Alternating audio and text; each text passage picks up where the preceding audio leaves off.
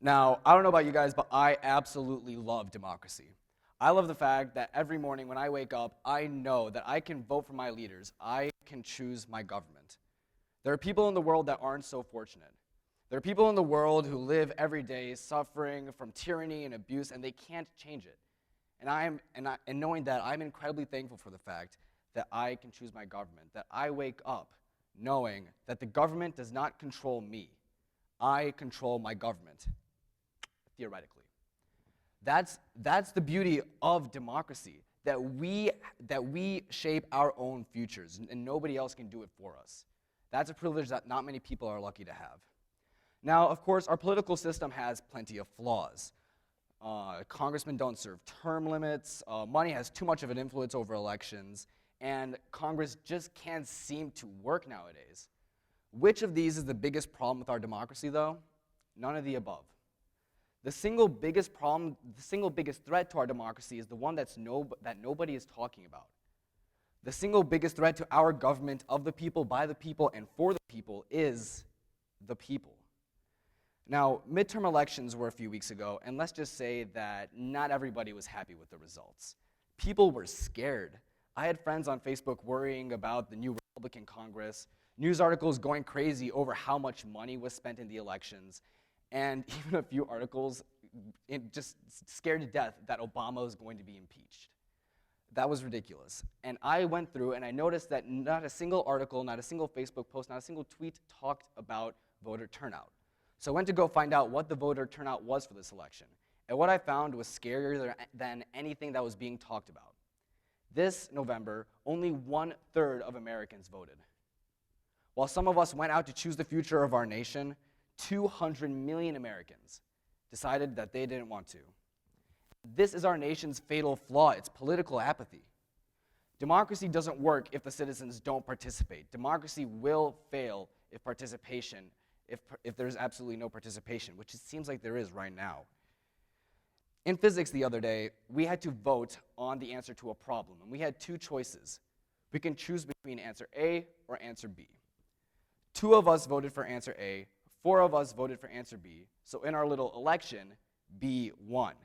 However, obviously, we don't only have 6 people in our class. There were 7 that didn't vote, so later we had everybody vote. And as it turns out, all the students that didn't vote thought A was the right answer. So although 9 out of 13 students believed that A was the right answer, we as a class decided that B was the right answer. This is the fundamental flaw of our American democracy. This is a microcosm for how American politics works. We have a government that doesn't represent us because so few of us are voting. Now, if you don't vote, the government can't represent you. If the government doesn't represent you, who does it represent? This is going to sound a bit cliche, but it's corporations. Just to give an example, most Americans believe that climate change is a serious problem. I'm sure you all agree as well. At least most Americans acknowledge that it exists. However, our government hasn't yet. Why? You'd think that if most Americans thought that climate change is a problem, in a representative government, the government would believe it as well. Here's the problem. The House Committee on Science, Space, and Technology has members who don't believe in climate change. These members were put into office. Their elections were funded by enormous energy corporations who will do anything to fight climate control. So essentially, in one of the House's most important committees, the influence of corporations is much stronger than the influence of the American people. How does that work? Why is that fair? Here's why. Here's why this is happening. Only 1/3 of Americans voted, and it's very easy to influence that 1/3 of Americans with money. For corporations with a lot of money, it's far easier to influence the election when only 1/3 of the population is voting rather than all of it. So they use their money, they control 1/3 of the population, they control Congress. Now, there are a lot of complaints from youth about the current state of our political system. We complain about the legality of marijuana. We complain about the legality of gay marriage. We complain about low minimum wage. And we ask, why? Why haven't all these ideas been implemented yet? The answer is pretty simple. The majority of voters have outdated opinions, and they elect a government that is exactly the same. In 2012, 70% of seniors went out to vote, while less than 20% of youth went out to vote. So, the Americans who believed that we should keep America the way it is went to vote, went to go change something. The Americans, the youth, that believed America needed to change, sat at home and ranted on Facebook and Twitter about the state of our government. We did absolutely nothing. We have to realize that youth have incredible power in our government.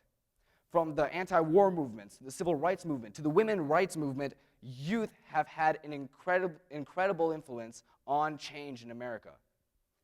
We are able to change this country, and unless we fulfill our potential, America will never change.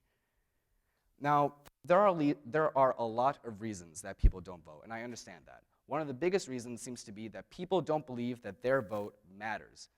People hate our government so much that they have lost confidence in their voice, but I'm here to tell you not to. Your voice still matters. Your vote can change a government. Your voice, your vote can make a difference in somebody's life. Your vote is the single most powerful force in the American democracy. The problem is that not enough people are using it. Corporations control our democracy because their opinions outweigh the opinions of the American people. If we want to affect a change, we have to begin voting. We have to begin voicing our opinions. Nobody wants a government that's controlled by corporations, but unless we start voting, unless we're involved, that's exactly what's going to happen. Now, what is the next step in American politics? The next step in American politics is making sure people are involved. The next step is making sure that we fight the political apathy that has put our democracy into the hands of the few and the rich. Our next step is fighting the growing aristocracy and making sure that our government finally changes. And we know we have the potential to do so. We just need to apply ourselves. This government was made so that the people can participate. This government was made by the will of the people. We need to take advantage of that before it's too late. Now, you might be asking yourselves, how can I get involved? What is the next step for me as a politically involved citizen? First, the obvious one is voting. The ballot is the single most powerful tool you have to voice your opinion in Congress. It chooses your next leaders, it gets rid of bad ones, and it makes sure that you are represented. If you don't vote, you have no right to complain when things aren't going right. Because if you don't vote, your government does not represent you. You live under a government, but it's not yours. Another fantastic way to get involved in politics is political campaigns. They might sound a bit boring, but let me tell you from firsthand experience that political campaigns, their atmosphere is just electric. I'll tell you now that often the difference between a candidate winning or losing are not TV ads, or not the candidate going out to give speeches. The difference is often you. Elections are won by volunteers, by young volunteers who go out for a few hours a week, knock on doors, and convince people to vote. It's an incredible way to get your voice out there. And when you're doing it, you know you're making a change. Finally, one thing that people don't consider is that democracy doesn't just exist on some hill 100 to 500 miles away in Washington, D.C. Democracy exists right here in our state, in our county, in our city, in our schools. The beautiful thing about democracy is that if you want to make a change, you can. If there's a school policy that you don't like, you can go, you can talk to the school board, and you can make a change. If there's a city ordinance that you don't like, if you apply yourself, if you make your voice heard in the community and the city, you can make a change. That's what you have to take away from this speech, that politics doesn't necessarily mean voting. Politics doesn't necessarily mean caring about the federal government. Politics just being involved, making change where you know you can. What's most important to remember is this. We all have opinions, and all of our opinions are worth fighting for. Maybe you don't care about anything but the environment. That's great. Go out and vote for somebody who will help save the environment. Maybe you hate the government, you're not going to vote, but you do hate the fact that you're not allowed to park on the streets of your city. Okay, that's great. Make your voice heard. Go to the city council, talk to them, talk to the community. If you want to make a change, you can make it. Before I conclude, I'm going to share a quote. Elections belong to the people. It's their decision. If they decide to turn their backs to the fire and burn their behinds, then they will have to sit on the blisters. Abraham Lincoln.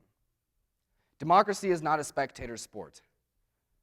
And until we stop treating it like it is, our country will go absolutely nowhere. It will not fulfill its incredible potential.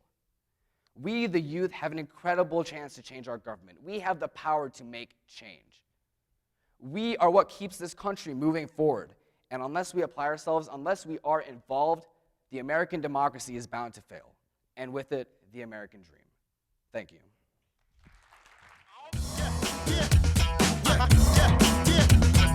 Yeah.